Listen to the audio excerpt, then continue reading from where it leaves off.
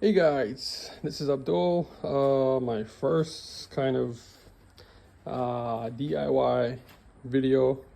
Here's my 2010 Audi A6 S-Line. I'll give you a little tour. I got this car about a year ago. There it is. Some black rims on that.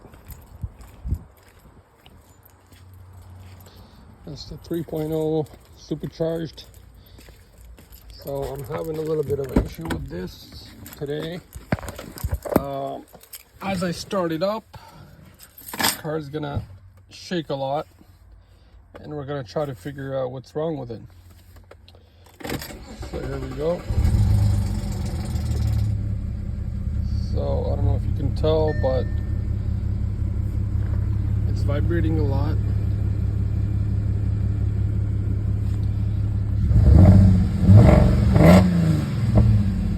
Engine lights on. Okay, soon enough the EPC light is going to come on along with the traction light.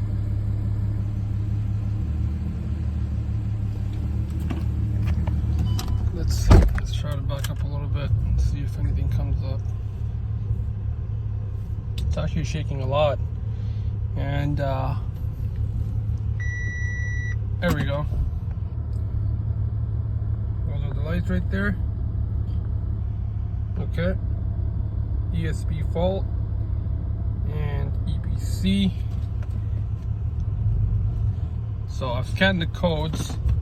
I've got two codes for Misfire, p0300, which is a multiple cylinder misfire, and p0304 and 0305, which means cylinder 4 and cylinder 5 are misfiring. So we're going to troubleshoot this, guys. Stay with me. All right, guys, we're under the hood now. Let's try to figure this out, this issue. So the misfire code usually, most of the time, means you have a bad ignition coil. Try these guys, or spark plugs, which are inside that hole. So the first thing we're going to do is we're going to diagnose. We're going to swap the ignition coils. We're going to try to swap this guy with that one there to see if the code goes from 4 to 6. Okay, now the firing sequence goes like this: 1, 2, 3, 4, 5, 6. So the good part is we're only working on one side of the engine here. So the only thing I assume we have to get rid of or remove or get out of the way is going to be the coolant reservoir. We have a Torx screw right here, and there's nothing on this side. It just kind of goes in and plugs in there. So this is the only one we got to remove, and we'll just kind of put it to the side, and then we're gonna go ahead and unscrew this right there. So it's a little dirty, guys. Another one there. Okay, and those are the only two, and then we can unplug these ignition coils. Okay, all right. Pretty simple, guys. We have just the one screw here for the reservoir. Just take that out, put it to the side. Okay, and then two screws for this guy here. So it's pretty loose now, so we're gonna kind of put that to the side. Only thing we're doing is we're gonna swap this guy. Can't do it with one hand. Oh, these guys should just pull out. Okay, we might need something to pry it out. So we're gonna swap these two and see if the code will change from this cylinder to that one, which is number 6. Okay, guys, I'll be back and I'll let you know how it goes. All right, guys, we're back inside the car. Well, sadly that didn't do nothing. I still got the lights on. I still got the engine code. I scanned it. I'm getting the same codes for cylinder 4 and 5, so that means the ignition coils are not the problem. So next thing we're gonna do is we're gonna swap the spark plugs and see if that is the culprit. Okay, all right, so we're back here. I've got the coils out this time. I'm trying to take out the spark plugs. I've got a long extension here, guys. I'm gonna swap these two and then see if it switches in the code. All right, guys. So here is what I'm dealing with. This is cylinder number 4. Look at that. Look at that oil on there. Look at all that dirt. All that shit. So this might well be the problem.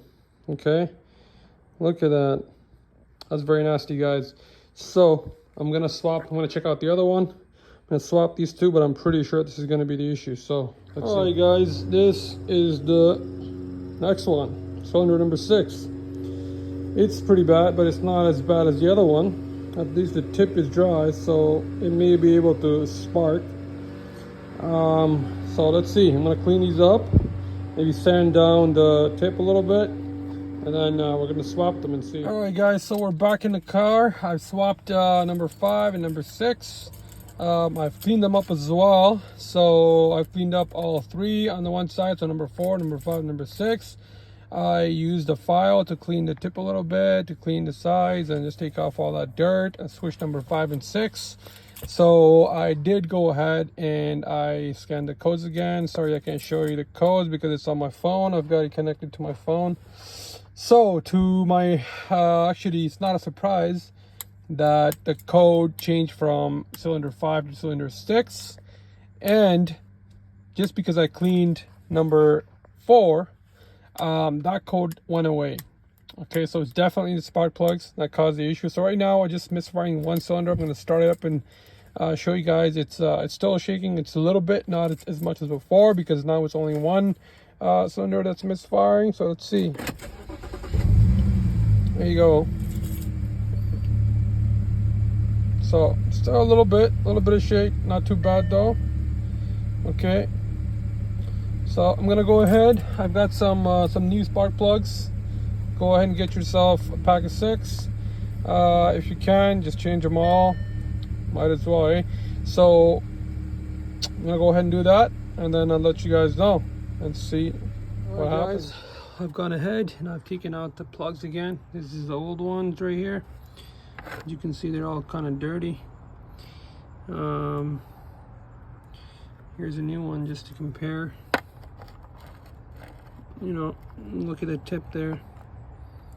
So definitely gonna go ahead, swap these out right now, and I'm gonna start her up and see. Okay, guys, I have changed the spark plugs now. I have just cleared the codes, and we're gonna start her up and we're gonna see. Moment of truth.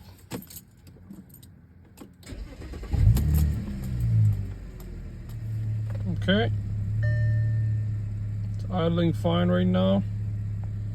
No lights. Idle's pretty stable. There you go, guys. That's the issue. So go ahead, change your spark plugs. If not, the ignition coils. And one thing to note, these cars burn a lot of oil. So if you're gonna top up, make sure you don't overfill, because that also might cause your oil to go into your spark plugs and your ignition coil. And that might have what's happened to mine, because I filled up this morning. I may have filled up a little bit extra. So that could also be an issue. Anyways, thanks for watching.